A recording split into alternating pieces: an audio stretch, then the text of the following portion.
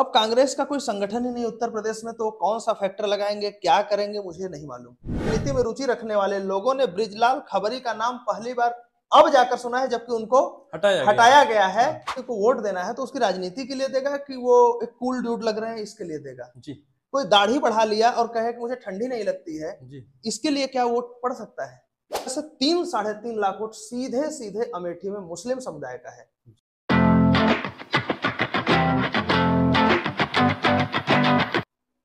नमस्कार, मेरा नाम है राजीव शुक्ला। लोक रंग में आपका स्वागत है। 2024 के लोकसभा चुनाव सर पे हैं, जिसके मद्देनजर कांग्रेस ने ऑल इंडिया कांग्रेस कमेटी में भारी बदलाव किया है।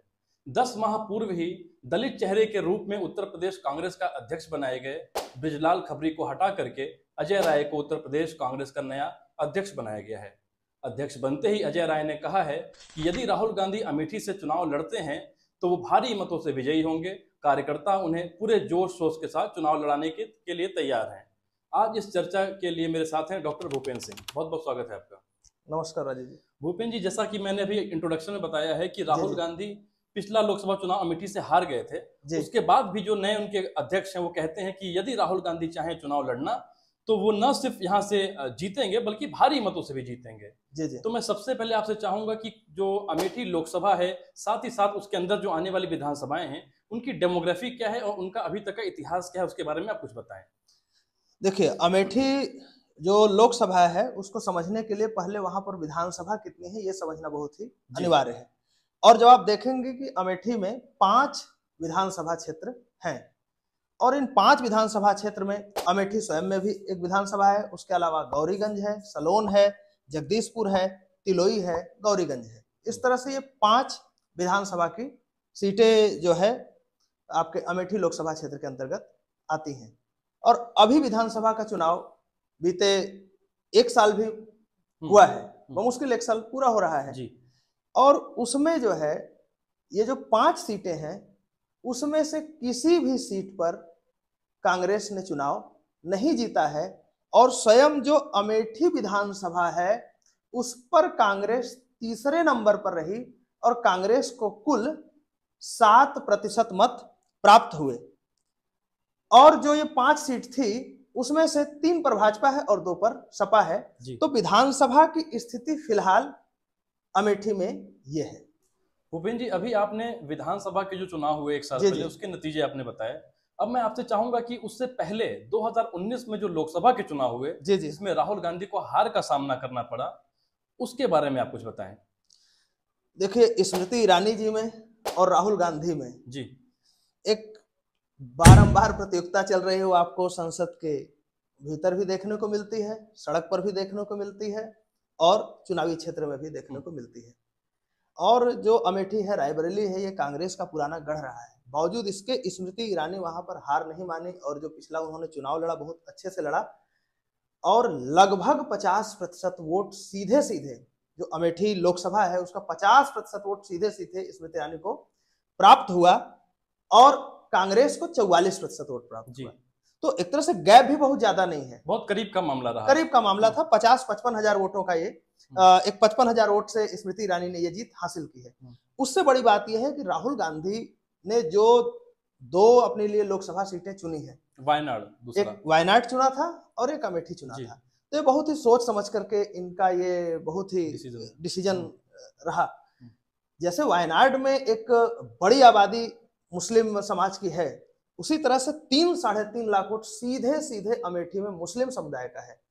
और ये जो मुस्लिम समुदाय है ये पूरा का पूरा लोकसभा में भाजपा के विरोध में वोट देता है उस व्यक्ति को जो उसके जीतने की प्रबल संभावना है। तो एक तरह से ये एक मुश्त वोट है राहुल गांधी के पास जी। बाकी समाज से थोड़ा थोड़ा उनको सेध लगानी पड़ती है। इसलिए मैं कह रहा हूं कि स्मृति ईरानी जी ने वहां जीत तो हासिल कर ली है, लेकिन जो डेमोग्राफी आप कैसे बदल लेंगे? जो विभिन्न जातियों का या विभिन्न समुदायों की जो आबादी है उसमें परिवर्तन करना मुश्किल है और वो एक मुश्त वोट राहुल गांधी के साथ खड़ा रहता है। भूपेंद्र जी, अभी मैं चर्चा कर रहा था कि कैसे कांग्रेस ने जो अपना प्रदेश अध्यक्ष बदला है। जी। 10 माह पूर्व ही एक दलित चेहरे के रूप में बृजलाल खबरी जी को लाया गया और 10 माह भी नहीं टिके वो और दोबारा अजय राय को ले आए हैं। जी। तो क्या इसमें कोई दलित फैक्टर आपको नजर आता है? अब कांग्रेस का कोई संगठन ही नहीं उत्तर प्रदेश में, तो कौन सा फैक्टर लगाएंगे, क्या करेंगे, मुझे नहीं मालूम। अभी आपने देखा कि पिछले चुनाव में उन्होंने एक स्लोगन दिया प्रियंका गांधी को आगे करके, जी। लड़की हूं लड़ सकती हूं, और उसका क्या नतीजा रहा आप देख सकते हैं। कुल इतनी बड़ी पार्टी, राष्ट्रीय स्तर की पार्टी, और 2 विधानसभा सीटों पर सिमट गई। एक अच्छा दलित चेहरे को आपने चुना, तो किसी बड़े पार्टी से, किसी दूसरे पार्टी से व्यक्ति को लाते, अपनी पार्टी के किसी बड़े दलित चेहरे को लेकर आते। अब हमें तो, आपको विश्वास नहीं होगा कि उत्तर प्रदेश की 90% राजनीति में रुचि रखने वाले लोगों ने बृजलाल खबरी का नाम पहली बार अब जाकर सुना है, जबकि उनको हटाया गया है। और ये मीडिया में आया है कि भाई बृजलाल खबरी जी को हटा करके अजय राय जी को बनाया गया है। बल्कि जिनको इन्होंने हटाया इसके पहले, अजय लल्लू, आपको ध्यान होगा कुछ न कुछ करके मीडिया में बने रहते थे, और कुछ न कुछ वो सड़क पर अपनी राजनीति दिखाते रहते थे।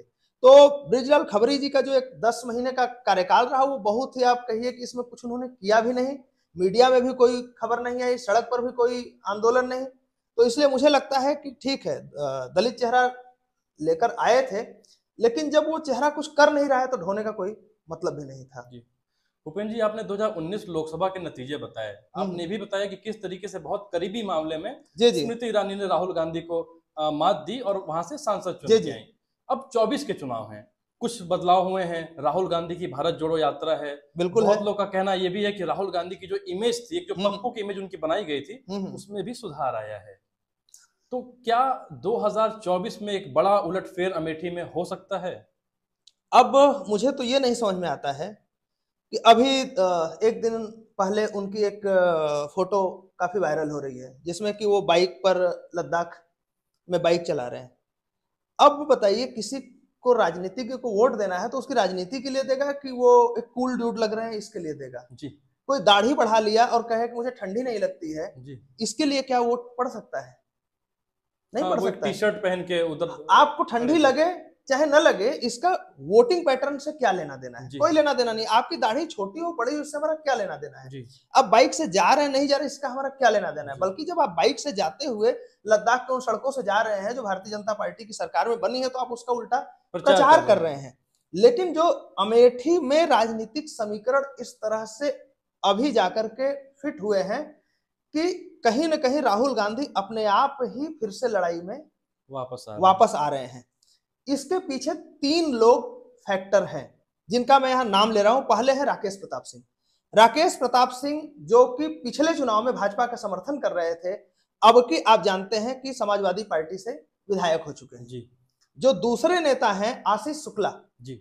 आशीष शुक्ला पहले कांग्रेस में रहे, फिर बसपा में रहे, लेकिन अप्रत्यक्ष तौर पर उन्होंने 2019 के चुनाव में स्मृति ईरानी जी का समर्थन किया था।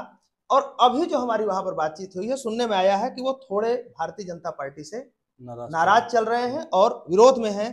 और तीसरे व्यक्ति हैं धीरू तिवारी। इनके बारे में भी ये कहा जा रहा है कि इन्होंने पिछले चुनाव में काफी मदद की थी, लेकिन अब की ये सपा के साथ खड़े हैं। तो ये जो 3 चेहरे हैं, राकेश प्रताप सिंह का चेहरा है, आशीष शुक्ला का चेहरा है और आपका धीरू तिवारी का ये जो चेहरा है, ये लोग 2019 में कहीं ना कहीं स्मृति ईरानी जी के पीछे खड़े थे, लेकिन अभी जाकर के ये विरोध की स्थिति में हैं। और साथ ही साथ थोड़ा सा वहां के कार्यकर्ताओं का कहना है कि स्मृति ईरानी बहुत बड़ी नेता है, उनसे डायरेक्ट जैसे कोई सामान्य सांसद हो जी, उससे जो कार्यकर्ता होता है उसका कनेक्शन बहुत ही आसान होता है, चूंकि वही क्षेत्र में रहता है, वहां वो लंबे समय से रहता है, तो वहां उसकी टीम होती है जी। स्मृति ईरानी जी यहाँ की रहने वाली है नहीं जी, इसलिए कहीं ना कहीं एक डिस्कनेक्ट वाली स्थिति है थोड़ी सी। तो लेकिन ऐसी स्थिति नहीं है कि वहां पर जो अजय राय कह रहे हैं कि आएंगे राहुल गांधी और हम बिल्कुल लाखों वोट से जिता देंगे, ऐसा कुछ है होने वाला जी नहीं है। भाजपा जिस दिन लगेगी वहां पर और अपने संगठन को कसना शुरू करेगी, कार्यकर्ताओं का जो मोराल है उसको बूस्टअप करना शुरू करेगी, अपने आप ही फिर से जो पुरानी 2019 वाली कंडीशन थी वो फिर से बन जाएगी। इसलिए अजय राय जो बातें कह रहे हैं उनको कहना भी चाहिए, क्योंकि नया नया प्रदेश अध्यक्ष बनाया गया, भले 2 सीट 4 सीट जीतने की स्थिति न हो कांग्रेस की, बावजूद इसको उनका काम है ये कहना कि प्रियंका गांधी बनारस में आकर चुनाव लड़े, राहुल गांधी अमेठी में आकर चुनाव लड़े, सोनिया जी रायबरेली में चुनाव लड़े, हम उनको जिताएंगे। अब कोई पार्टी चुनाव से पहले तो कहेगी नहीं कि हम हारने की स्थिति में है, लेकिन वहां पर इतनी आसान स्थिति नहीं है। ये जो 2-3 चेहरे मैंने कहा, इनको केवल यदि भाजपा मैनेज कर लेती है तो कोई बहुत मुश्किल नहीं है। 2024 के लोकसभा चुनाव का परिणाम क्या होगा, ये तो 6 से 8 महीने में मालूम चल ही जाएगा। किसी भी पार्टी के कार्यकर्ता का ये फर्ज है कि वो अपने नेता को प्रमोट करे, उसके जीत की दावेदारी करे। मिर्जा गालिब के शेर के साथ मैं आज की चर्चा को समाप्त करता हूँ। गालिब का मशहूर शेर है गालिब, जिसमें गालिब कहते हैं कि हमको मालूम है जन्नत की हकीकत, लेकिन दिल को खुश रखने को गालिब ये ख्याल अच्छा है। धन्यवाद। नमस्कार।